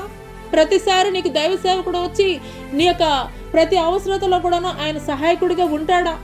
ఒకవేళ బహుశా ఖాళీగా ఉంటే నీకు సహాయం చేయడానికి రావచ్చు. కానీ ఆయనకు ఉన్నటువంటి మరి నువ్వు ఒక్కదానివే కాదు కదా, సంఘంలో అనేకుల యొక్క యోగక్షేమాలు తెలుసుకోవాల్సినటువంటి మరి ఆ యొక్క స్థితిలో ఆ యొక్క సంఘ కాపరి ఉన్నారు. వ్యక్తిగతమైనటువంటి రిలేషన్షిప్ గాడ్ తోటి నీకు కావాలి, దేవునితోటి మరి వ్యక్తిగతమైనటువంటి సహానుభవం నీకు కావాలి. అటువంటి సహానుభవం నువ్వు కలిగి ఉన్నప్పుడు ఆయన నువ్వు పిలిచిన వెంటనే పలికేటువంటి వాడిగా ఉంటాడు. ఎక్కడెక్కడికో ఎవరెవరి దగ్గరకో పరుగులు పెట్టి నా కోసం ప్రార్థన చేయని నువ్వు పరుగులు పెట్టాల్సిన అవసరం లేదు. నీ గదిలోనే, నువ్వు ఉన్న స్థలంలోనే నువ్వు మోకరించి ఎప్పుడైతే దేవుని సన్నిధిలో ప్రార్థన చేస్తావో, నీ ప్రార్థనకి హిజ్కియా ఎప్పుడైతే యెషయా ప్రవక్త వచ్చి తెలియజేసినప్పుడు నువ్వు 15 రోజుల్లో మరణిస్తావు అని తెలియజేసినప్పుడు వెంటనే యెషయా ప్రవక్త కోట గుమ్మం దాటి వెళ్ళకముందే మరి గోడ తట్టు తిరిగి, నేను ఎట్టి రీతిగా యథార్థమైనటువంటి ప్రవర్తన కలిగి నీ సన్నిధిలో నేను ప్రార్థన చేశానో, నా ప్రవర్తన ఎట్టి రీతిగా ఉన్నదో నీకు తెలియదయా అని మరి ప్రార్థన చేశాడో, వెంటనే కోట గుమ్మము కూడా దాటి వెళ్ళకముందే యెషయా ప్రవక్తతోటి దేవుడు చెప్తున్నాడు, అతని ఆయుష్కాలాన్ని నేను 15 సంవత్సరాలు పొడిగిస్తున్నానని ఎళ్ళి హిజ్కియా తోటి నీవు చెప్పు అని ఆజ్ఞాపించాడు. హల్లెలూయా. అదే అండి ప్రార్థనకి జవాబు పొందుకోవడం అంటే అది. హల్లెలూయా. హిజ్కియా అక్కడ దేవుని ఎదుట తన యొక్క అంతరంగాన్ని ఆవిష్కరించాడండి. నేను ఎట్లున్నానయ్యా, నీ సన్నిధిలో నేను ఎట్లున్నాను, నేను ఏ రీతిగా భక్తి చేశాను నీకు తెలియదయ్యా. ఈ రీతిగా ఎంతమంది ధైర్యం కలిగి వారి గుండె మీద చేయి వేసుకుని చెప్పగలరు, నేను ఏ రీతిగా భక్తి చేశాను నీకు తెలుసు కదయ్యా అని. ఒక హిజ్కియా చేసినటువంటి ప్రార్థనలాగా ఎంతమంది చేయగలం? హల్లెలూయా. వ్యక్తిగతమైనటువంటి సత్సంబంధాన్ని దేవుడితోటి కలిగి ఉండేటువంటి వారముగా ఉండాలి. హల్లెలూయా. ఆఖరిగా ఈ యొక్క తోటమాలి ఏమంటున్నాడంటే, ఒకసారి చదువుదామండి. దీనివల్ల ఈ భూమి ఏల వ్యర్థమైపోవాలను ద్రాక్ష తోటమాలితో చెప్పను. అయితే వాడు, అయ్యా నేను దాని చుట్టూ త్రవ్వి ఎరువు వేయమట్టుకు ఈ సంవత్సరం కూడా ఉండనిమ్ము, అది ఫలించిన సరే, లేని యెడల నరికించి వేయమని అతనితో చెప్పాను. హల్లెలూయా. ఇక్కడ విజ్ఞాపనకర్తగా ఆయన మన పక్షంగా విజ్ఞాపన చేస్తున్నాడండి. ఆయన విజ్ఞాపనకర్తగా మన పక్షముగా ఆయన విజ్ఞాపనం చేస్తున్నటువంటి వాడిగా ఉన్నాడు యేసుక్రీస్తు ప్రభుల వారు. ఇక్కడ తోటమాలి అంటున్నాడు, అయ్యా ఈ 1 సంవత్సరం ఉండని అయ్యా, మంచి ఎరువు వేస్తాను, మరి వాటికి నీరు పెడతాను, ఈ 1 సంవత్సరం అయితే కనుక చూద్దామయ్యా, లేదంటే కనుక నువ్వు చెప్పినట్లుగానే చేద్దామని చెప్పేసి అంటున్నాడు. హల్లెలూయా. 1 తిమోతీయులకు రాసినటువంటి పత్రిక 2వ అధ్యాయం 5వ వచనంలో చూసుకున్నట్లయితే, దేవుడు ఒక్కడే, దేవునికి నరులకును మధ్యవర్తి ఒక్కడే, ఆయన క్రీస్తు యేసు అన్న నరుడు. హల్లెలూయా. ఇక్కడ మధ్యవర్తిగా తండ్రి అయినటువంటి దేవుడికి మనకి మధ్యవర్తిగా యేసుక్రీస్తు ప్రభుల వారు వచ్చి ఉన్నారండి. ఇక్కడ తోటమాల ఏ రీతిగా చెప్తున్నాడు, అయ్యా 1 సంవత్సరం ఉంచయ్యా, ఈ 1 సంవత్సరం నేను ఎరువు వేస్తాను, నీళ్లు పెడతాను, అన్నీ కూడా చేస్తానయ్యా, ఒక్కసారి ఉంచాయా అని చెప్పేసి చెప్తున్నాడు. అదే రీతిగా మన కొరకు ఆయన విజ్ఞాపనం చేస్తున్నాడండి. మన కొరకు ఆయన విజ్ఞాపన చేసేటువంటి వాడిగా ఉన్నాడు. మధ్యవర్తిగా ఉండి ఆయన మన కొరకు విజ్ఞాపనం చేసేటువంటి వాడిగా ఉన్నాడు. హల్లెలూయా. నీవు చేయాల్సినటువంటి విజ్ఞాపనని ప్రభు అయినటువంటి యేసుక్రీస్తు ప్రభుల వారు ఆయన నీ కొరకు నా కొరకు కూడాను, తండ్రికి మనకి కూడాను మధ్యవర్తిగా ఉండే ఆయన విజ్ఞాపన చేసేటువంటి వాడిగా ఉన్నాడు. హల్లెలూయా, హల్లెలూయా, హల్లెలూయా. ఆయన కూడా అంటున్నాడు, అయ్యా 1 సంవత్సరం అయ్యా, నెక్స్ట్ ఇయర్కి మారిపోతారు, నేను సరిచేస్తానయ్యా. అందుకొరకే ఆయన యేసుక్రీస్తు ప్రభుల వారు మరి తండ్రి యొద్దకు ఆరోహణమవుతూ పరిశుద్ధాత్మకైతే గనక మనల్ని అప్పగించి వెళ్ళారు. సర్వసత్యములోనికి ఆయన మిమ్మల్ని నడిపిస్తారని. హల్లెలూయా. కాబట్టి ఎప్పుడు కూడాను మనం వ్యక్తిగత సహవాసం దేవునితోటి కలిగి ఉండేటువంటి వారముగా ఉండాలి.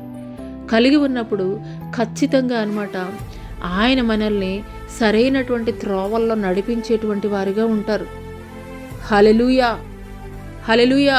మారు మనసుకు తగినటువంటి క్రియలను మనం చేసేటువంటి వారంగా ఉండాలి అని చెప్పేసి దేవాది దేవుడు తెలియజేస్తున్నాడు. హల్లెలూయా. మరి ప్రకటన గ్రంథము 33వ అధ్యాయము 20-21 వచనాలు కనుక మనం చూసుకున్నట్లయితే 19 నుండి చూద్దామండి ఒకసారి. హల్లెలూయా. మరి మనం ప్రస్తుతం ఏ సంఘ కాలంలో ఉన్నాము అని అంటే కనుక ఆఖరి సంఘం, 7వ సంఘమైనటువంటి లవదొకియా సంఘ కాలంలో అయితే కనుక మనం ఉన్నాము. మరి ఇక్కడ లవదొకియా సంఘంతో దేవుడు మాట్లాడుతున్నాడు. 3వ అధ్యాయము 19వ వచనం నుండి 21వ వచనం వరకు. నేను ప్రేమించే వారు అందరినీ గద్దించి శిక్షించున్నాను గనుక నీవు ఆసక్తి కలిగి మారు మనసు పొందుము. ఇదిగో నేను తలుపు నొద్ద నిల్చుండి తట్టుచున్నాను. ఎవడైనా నా స్వరము విని తలుపు తీసిన ఎడల నేను అతని యొద్దకు వచ్చి అతనితో నేనును నాతో కూడా అతడును భోజనము చేయుదుము. నేను జయించి నా తండ్రితో కూడా ఆయన సింహాసనం ముందు కూర్చుండి ఉన్న ప్రకారం జయించు అని నాతో కూడా నా సింహాసనం మందు కూర్చుండనిచ్చేదను. హల్లెలూయా. ఇక్కడ ఏం మాట్లాడుతున్నారండి దేవాది దేవుడు? నేను ప్రేమించేటువంటి వారినే నేను గద్దించేటువంటి వాడిగా ఉంటాను, అటువంటి వారినే నేను శిక్షించేటువంటి వారిగా ఉన్నాను. కాబట్టి నీవు ఆసక్తి కలిగి మారు మనసు కలిగి ఉండు అని చెప్పేసి తెలియజేస్తున్నాడు. హల్లెలూయా. దేవాది దేవుడు మరి చిన్న బిడ్డలు ఉంటారండి, వాళ్ళు మాట వినలేదనుకోండి, తల్లిదండ్రులు ఏం చేస్తారు? మాటలతోటి చెప్తారు. వినలేదనుకోండి ఏం చేస్తారు? ఒక దెబ్బ వేస్తారు. ఆ దెబ్బ ఆ బిడ్డ మీద కోపంతోటా, లేదంటే ఆ బిడ్డ పాడైపోవాలనా? కాదు, మంచి మార్గంలో నడవాలని. అదే రీతిగా దేవాది దేవుడు కూడాను చెప్తున్నారు, నేను ప్రేమించి వారందరినీ గద్దించి శిక్షించున్నాను కనుక నీవు ఆసక్తి కలిగి మారు మనసు పొందు. హల్లెలూయా. ఈ యొక్క 2025 సంవత్సరంలో ఎన్నో భయంకరమైనటువంటి పరిస్థితులను ఎదుర్కొన్నావు. ఎన్నో భయంకరమైనటువంటి అప్పుల బాధలు, అనారోగ్య సమస్యలు, ఎన్నో భయంకరమైనటువంటి ప్రమాదాలు, ఎన్నో భయంకరమైనటువంటి పరిస్థితులు. మరి ఎవరో తెలియనటువంటి వారు కూడాను నిందించి అవమానించి అవహేళనగా మాట్లాడినటువంటి పరిస్థితులు, ఎన్నో భయంకరమైనటువంటి పరిస్థితులు. వీటన్నిటిలో కూడాను దేవుడు మరి నిన్ను ఈ దినం వరకు కూడాను, ఈ యొక్క ఆఖరి మాసమైనటువంటి డిసెంబర్ నెల 2025 సంవత్సరము మొట్టమొదటి పునరుద్ధాన ఆరాధనలో ఆయనతో ఏకీభవించడానికి, ఆయన మహింపరచడానికి, ఘనపరచడానికి, ఆయన మాటలు వినడానికి దేవుడు కృప చూపించాడంటే ఆయన నిన్ను ఎంతగా ప్రేమిస్తున్నాడో ఒకసారి అయితే కనుక మనం అర్థం చేసుకునేటువంటి వారముగా ఉండాలి. హల్లెలూయా, హల్లెలూయా. ఒకటే దేవుడి సన్నిధిలో మనం అడిగేటువంటి వారముగా ఉండాలి. మారు మనసుకు తగినటువంటి క్రియలు చేసేటువంటి వారముగా అయితే కనుక మనం ఉండాలి. ఎందుకొరకు అని అంటే కనుక ఆయన మనల్ని ప్రేమిస్తున్నాడు కాబట్టే గద్దించాడు. నీ జీవితంలో మరి ఇప్పటి వరకు కూడాను తగిలినటువంటి ఎదురు దెబ్బలు కానీ, పడిపోయినటువంటి స్థితులు కానీ, స్థితిగతులు కానీ, ఇవన్నీ కూడాను దేవా ఏంటి నువ్వు నన్ను చూడట్లేదా? ఏంటి నా జీవితంలో ఈ పరిస్థితి? దెబ్బ మీద దెబ్బ, ఒకటి పోయింది ఒక దాంట్లో నుండి బయటకు వచ్చామంటే ఇంకొక దాంట్లో పడిపోతున్నాం. ఇలాంటి స్థితులు ఏంటయ్యా అని చెప్పేసి మరి దేవుడి సన్నిధిలో మొరపెడుతున్నావేమో, మూలుగుతున్నావేమో, అంగలారుస్తున్నావేమో. దేవుడు నీతోటి మాట్లాడుతున్నారు. నేను నిన్ను ప్రేమిస్తున్నాను కాబట్టే గద్దిస్తున్నాను కాబట్టే శిక్షిస్తున్నానని. హల్లెలూయా, హల్లెలూయా. ఎందుకొరకు అనంటే కనుక నువ్వు కూడా మారు మనసు పొందాలని. ఇలాంటి పరిస్థితులు గుండా వెళుతూ కూడాను నువ్వు ఇంకా మొండి వైఖరి, మొండితనంతో ఉంటున్నట్లయితే దేవాది దేవుడు మాట్లాడుతున్నారు. దేవాది దేవుడు నీతోనే మాట్లాడుతున్నారు. నువ్వు మారు మనసు కలిగి ఉండాలనే ఈ పరిస్థితులన్నిటినీ కూడా దేవుడు నీ జీవితంలో అనుమతింపు చేశాడు. ఈ సంవత్సరానికి ఆఖరి మాసమైనటువంటి డిసెంబర్ మాసంలో అయితే కనుక మనం ఉన్నామండి. దేవాది దేవుడు చెప్తున్నాడు, ఇదిగో నేను తలుపు యొద్ద నిలిచున్నాను, తడుతున్నాను. నా స్వరం విని తలుపు తీస్తే కనుక నేను అతని యొద్దకు వచ్చి అతనితో నాతో కూడా అతను భోజనం చేయుదుము అని అంటున్నాడు. నీ మీద ఎంతగా ప్రేమ లేకపోతే నువ్వు ఎన్ని ఆయనకి ఇష్టం లేనటువంటి కార్యాలు, ఆలోచనలు, తలంపులు, నడవడిక, ప్రవర్తన ఎన్ని చేసినప్పటికీ కూడాను మరి ఇన్ని సంవత్సరాలు కూడాను నిన్ను భరించాడు కదా. అయినప్పటికీ కూడాను ఆయన ఏమంటున్నాడు, ఇదిగో నీ తలుపు దగ్గర నేను నిలిచి ఉన్నాను. ఇప్పుడైనా కానీ నీ హృదయంలో, నీ ఆలోచనలో, నీ తలంపుల్లో దేవునికి ఆయాస్కరమైనటువంటి ప్రతి మార్గాల్ని, ప్రతి ఆలోచనల్ని, ప్రతి తలంపుల్ని దేవుని యొక్క గాయాలని రేపేటువంటి ప్రతి ఒక్క అలవాట్లని నీలో నుండి తీసివేసుకుంటావా? నీ హృదయమైనటువంటి ఆ యొక్క తలుపు దగ్గర ఆయన నిలిచి ఉన్నాడు. అపవిత్రమైనవి అన్నీ కూడాను నీలో పెట్టుకొని అయ్యా రా అని చెప్పేసి అంటే ఆయన ఎట్లా వస్తాడండి? ఒక విఐపి ఎవరైనా వస్తున్నారంటేనే మరి మన ఇంటిని ఎంతో శుభ్రంగా పెట్టుకుంటాము. అలాంటిది వివిఐపీలని తయారు చేసినటువంటి రాజులకు రాజైనటువంటి దేవాది దేవుడు నీ యొక్క హృదయమైనటువంటి ఆలయంలోనికి ఆయన అడుగు పెట్టాలి అనుకుంటున్నప్పుడు నీవెట్టి రీతిగా ఉండాలి ఒకసారి ఆలోచన చేసుకో. పరిశుద్ధాత్మ దేవుడు నీతోనే మాట్లాడుతున్నాడు. ఈ యొక్క సంవత్సరం ఎన్నో భయంకరమైనటువంటి మరి రెప్పపాటులో ఎన్నో భయంకరమైనటువంటి ప్రమాదాలు తప్పిపోయినాయి. ఎన్నో భయంకరమైనటువంటి పరిస్థితుల్లోనికి డాక్టర్స్ హోప్లెస్ అని చెప్పారు. అయినప్పటికీ కూడాను ఈరోజు నాలో ఈ జీవం ఉంది, నేను బ్రతికగలిగానంటే కనుక దేవుడు అని చెప్తున్నా. కానీ నీ యొక్క అలవాట్లని, నీ యొక్క స్థితిగతుల్ని మార్చుకోగలుగుతున్నావా? ఎన్నో భయంకరమైనటువంటి ప్రతికూల పరిస్థితుల నుండి దేవుడు నిన్ను తప్పించాడే, నిన్ను సంరక్షించాడే, నీకు కాపుగా ఉన్నాడే.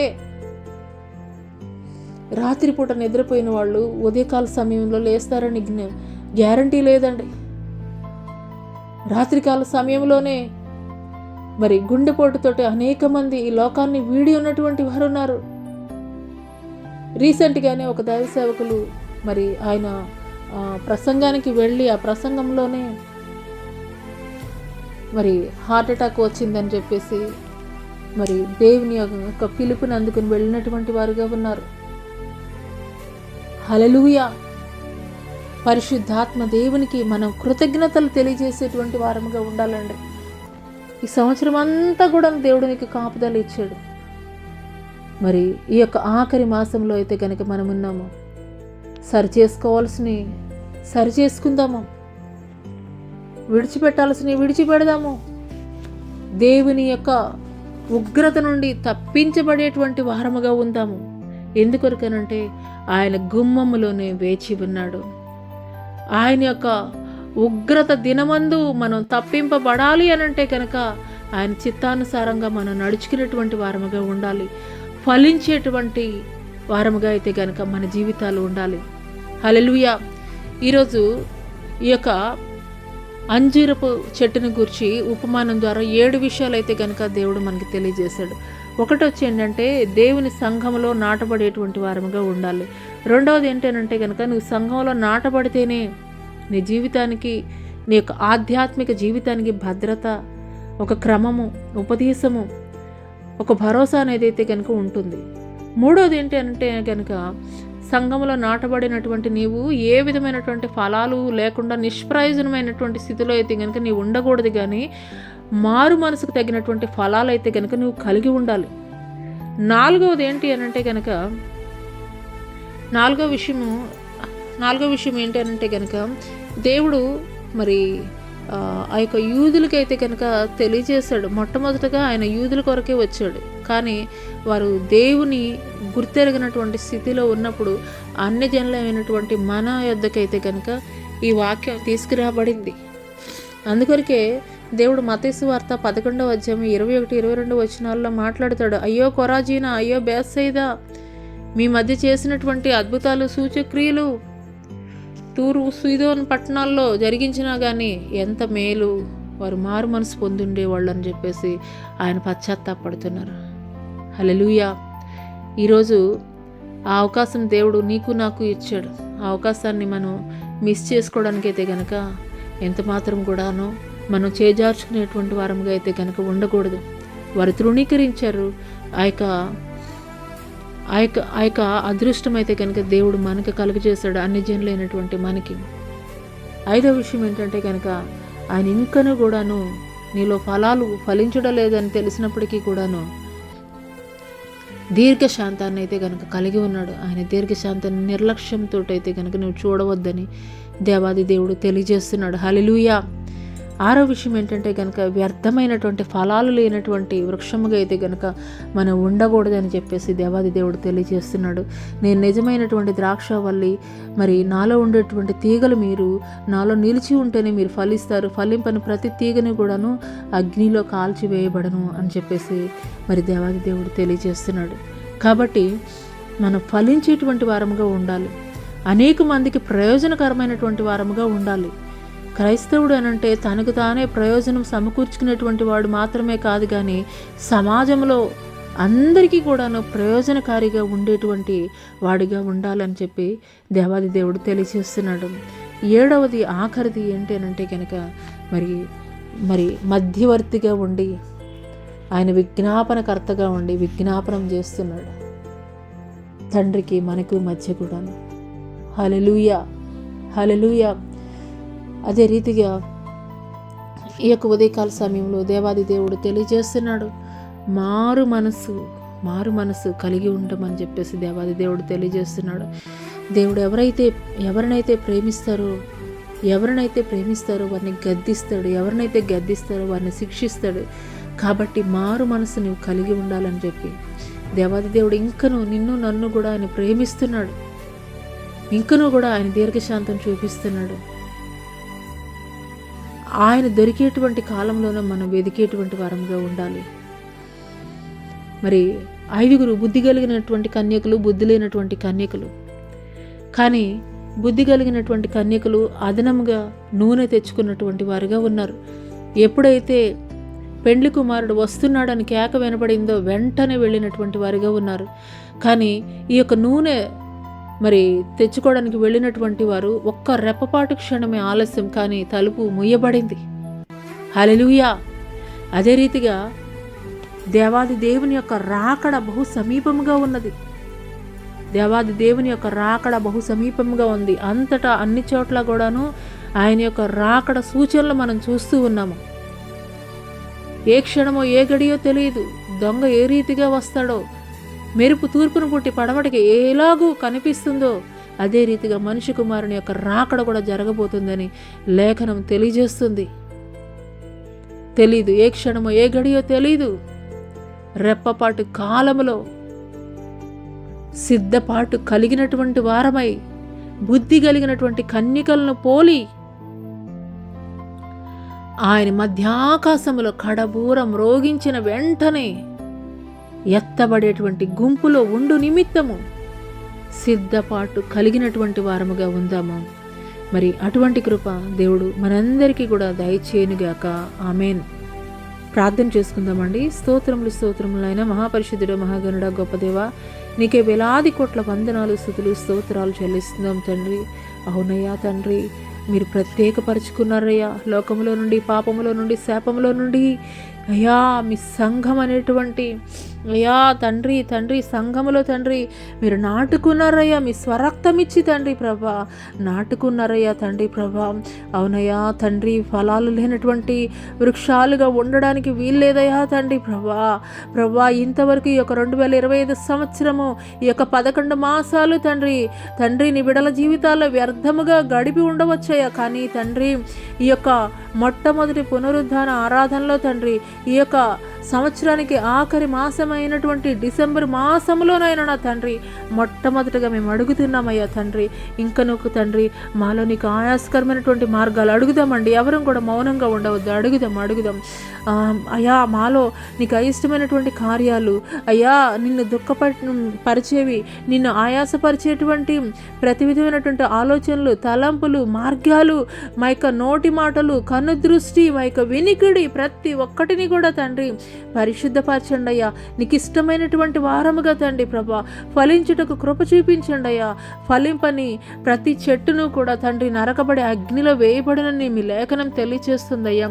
అయ్యా, అటు రీతిగా తండ్రి ఉండకుండా ఉండాలి అనంటే గనక తండ్రి మీరు సమీపంగా ఉండగానే తండ్రి మీరు ఇంకనూ దీర్ఘశాంతం వహిస్తూ ఉండగానే తండ్రి ప్రభా ఇదిగో నాయన నా తండ్రి ప్రభా మీరు రాకడ సూచనలు మేము చూస్తుండగానే తండ్రి ప్రభా రెప్పపాటులో తండ్రి ప్రభా అయ్యా మేము మారిపోవటకు కృప చూపించండి అయ్యా తండ్రి ప్రభా. అయ్యా ఫలాలు కలిగినటువంటి వారముగా తండ్రి ప్రభా ఉండడానికి కృప చూపించండి అయ్యా తండ్రి ప్రభా. కేవలం తండ్రి నీ సంఘములో విత్తబడినటువంటి ప్రభా వృక్షాలలాగా ఫలం లేనటువంటి వృక్షాలలాగా ఉండడానికి వీలు లేదయ్యా. ఫలభరితమైనటువంటి అయ్యా తండ్రి జీవితాలు కలిగి ఉండటకు కృప చూపించండి అయ్యా తండ్రి ప్రభా. నామకార్థమైనటువంటి భక్తిని తీసివేయండి అయ్యా. నామకార్థమైనటువంటి విశ్వాసాన్ని తీసివేయండి అయ్యా. అయ్యా మనుషులు మెచ్చుకున్నటువంటి భక్తిని తీసివేయండి అయ్యా. మనుషులు మెచ్చుకునేటువంటి విశ్వాసాన్ని మాలో నుండి తీసివేయండి అయ్యా. అయ్యా నువ్వు మెచ్చుకోవాలయ్యా. అయ్యా నీ మెప్పు కావాలయ్యా. నిన్ను సంతోష పెట్టాలయ్యా. అయ్యా మీకు స్తోత్రాలయ్యా. అయ్యా వ్యక్తిగతంగా నీతోటి సహానుభావం అయ్యా సహవాసం కలిగి ఉండటకు కృప చూపించండి అయ్యా. మీకు వందనాలు చెల్లిస్తున్నాం తండ్రి ప్రభా. ఆ యొక్క కడబోరం రోగంగానే తండ్రి ప్రభా మధ్య ఆకాశంలో చేర్చబడి నిమిత్తము తండ్రి ప్రభా సిద్ధపాటు కలిగినటువంటి బుద్ధి కలిగినటువంటి కన్యకలను పోలి తండ్రి నడుచుకుంటకు కృప చూపించండి అయ్యా తండ్రి ప్రభా. ఇంకను కూడా తండ్రి ప్రభా అయ్యా నీ బిడ్డలో ఏదైనా తండ్రి ప్రభా అది అయ్యా చిన్నది అల్పమైనది అయినప్పటికీ కూడా తండ్రి ప్రభా కొరత ఏది కూడా లేకుండా తండ్రి ప్రభా సంపూర్ణమైనటువంటి సిద్ధపాటును తండ్రి ప్రభా అయ్యా మా అందరికీ కూడా దయచేయమని నీ రాకడలో ఎత్తబడే గుంపులో ఉండటకు కృప చూపించమని నజరుడైన యేసు అతి పుణ్య పరిశుద్ధ నామములో అడిగి వేడుకొనుచున్నాం ప్రియ పరలోకపు తండ్రి ఆమేన్. తండ్రి అయినటువంటి దేవుని దయ, కుమారుడైనటువంటి యేసుక్రీస్తు ప్రభుల వారి యొక్క కృప, పరిశుద్ధాత్మ యొక్క అన్యోన్య సహవాసము ఆయన సన్నిధి భూలోకంలో ఉన్న సకల పరిశుద్ధులకు ఈ యొక్క సామాజిక మాధ్యమం ద్వారా ఏకీభవిస్తున్నటువంటి ప్రతి ఒక్కరిలో పరిశుద్ధాత్మ దేవుడు నూతనమైనటువంటి కార్యములు జరిగించునుగాక ఆమేన్. యేసు రక్తమే జయము, శిల రక్తమే జయము, పాది కార్యములు అనంత నాశనం ప్రభు యేసు నాకు సంపూర్ణ విజయం కలుగునుగాక ఆమేన్ ఆమేన్. ప్రైజ్ లోడ్ అండి. అందరికీ దేవుని పేరిట వందనాలు తెలియజేస్తున్నాను. ప్రైజ్ లోడ్ అందరికీ. Praise Lord. దేవుడు మిమ్మల్ని మీ కుటుంబాలని ఆశీర్వదించునుగాక ఆమేన్.